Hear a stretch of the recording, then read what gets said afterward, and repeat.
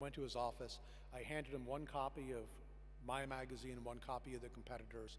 I said, please spend 1 minute reading each of these magazines, and I will ask you one question, and I will then leave. So he humored me, very nice of him. He spent 1 minute with one minute with the other.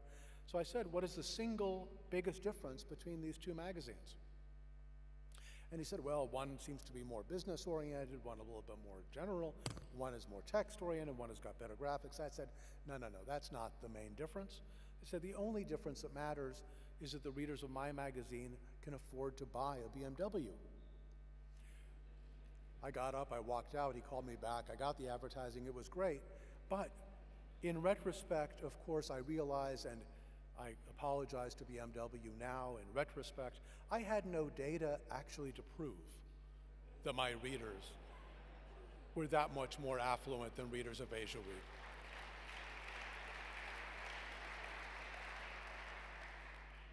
I think BMW has survived my comments, but I think one way to think about it is the role of media, almost by definition, has to change. The word media itself points to the change. Media refers to an intermediate agency between readers and advertisers. As marketers use social media, as they use more of their own public relations, as they use more tools to reach their audience directly, they have less need of media, less need of the intermediate agency of the media. As a result, advertising revenues have declined for virtually every media company. For newspapers in the United States, advertising revenues are down 60%.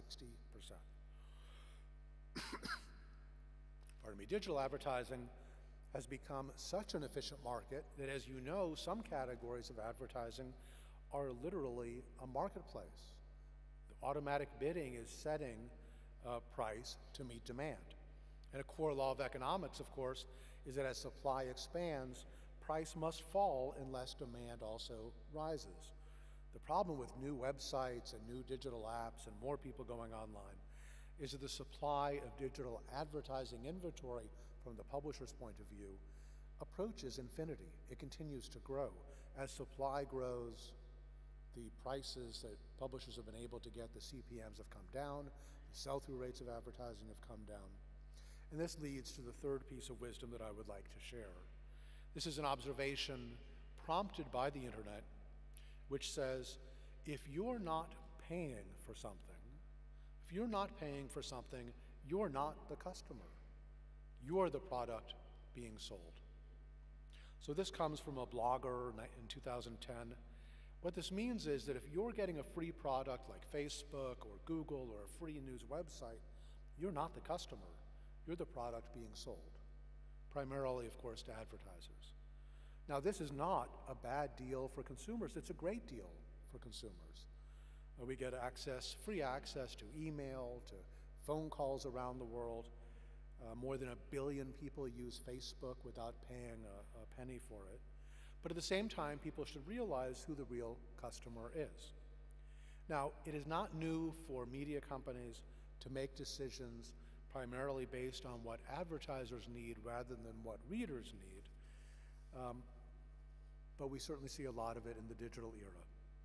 Even in the newspaper world, I can recall advertisers led publishers to make decisions that were not necessarily the best for readers. It may contribute to some of the challenges today.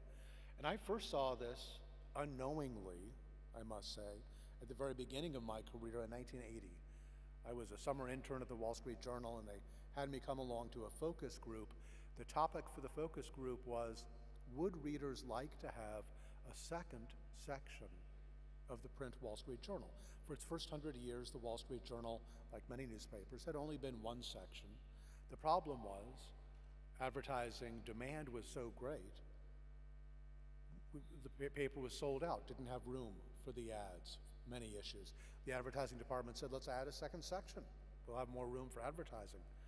When the moderator of the focus group asked Wall Street Journal subscribers what topics they'd like to have covered in a second section, what they thought about a second section, every single one of those subscribers said the same thing.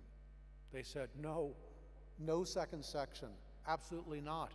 Your job, they said, was to tell us what we need to know and for us to be able to get what we need to know as quickly as possible. Your job is not to make us spend all of our time consuming news. We don't want a second section. By the time I left as publisher, we had 6 sections, so I plead guilty.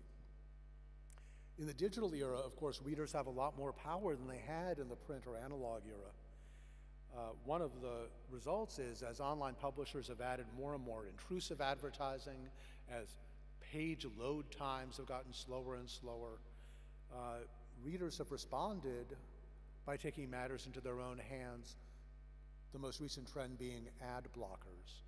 In the United States now, it's very common for 20 or 30% of the readers of a website or now of a mobile app to use an ad blocker.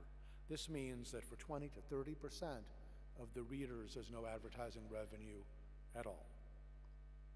So I want to end my talk with 3 predictions. One based on that first law of technology that I discussed earlier. Whenever there's a new technology, we always overestimate the impact in the short term and underestimate the impact in the long term. The technology I have here is mobile as such a radical departure from the desktop experience. We all have access at arm's length. We have our news and information with us all the time, 24 hours a day. This access and convenience is unprecedented in the history of mankind. More and more usage, of course, will be through mobile. Many publishers now claim to be mobile first, but the transition from desktop first to mobile first may be even more difficult than the transition from print to desktop. There will be more mobile native publishers who bypass desktop altogether. And one open question is, who owns the mobile experience? Unlike the desktop, where a new website is a mouse click away, the mobile experience is much more limited. People tend to use a handful of native apps or mobile apps. One reason the platforms like Facebook are so popular is that they deliver so much information, news from family and friends as well as news. Publishers are having a much harder time keeping reader interest in mobile than they did with destination websites. I think as a result, publishers are going to be looking for new ways to compete for attention with services, platforms like Facebook and Twitter. Expect the phrase news as a service, for example, to become much more popular as publishers look to find new ways to keep readers engaged by providing them more and more information on their mobile app. My second prediction relates to less and less wasted advertising spending. As digital advertising makes the marketing industry increasingly efficient, marketers will keep finding new ways to find their audiences directly without the intermediating agency of media. Products will have their own followers on social media. Publishers will include companies and products. I'm not predicting that advertising as we know it will end altogether, but an ever-decreasing amount of marketing spending will be advertising.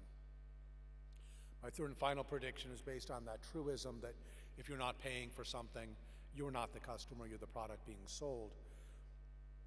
Media companies and other digital products that will rely increasingly on revenues from readers in order to find new revenue sources.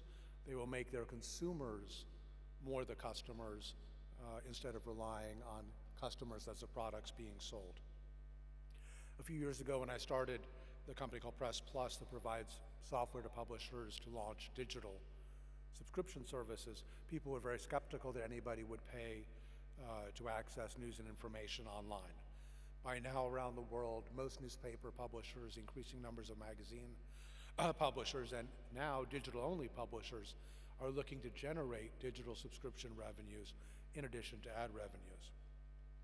For many publishers around the world, digital subscription revenues is now making the difference between being profitable and being unprofitable.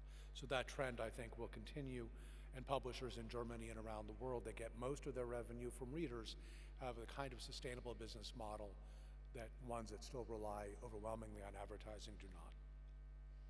So one final bonus prediction for you.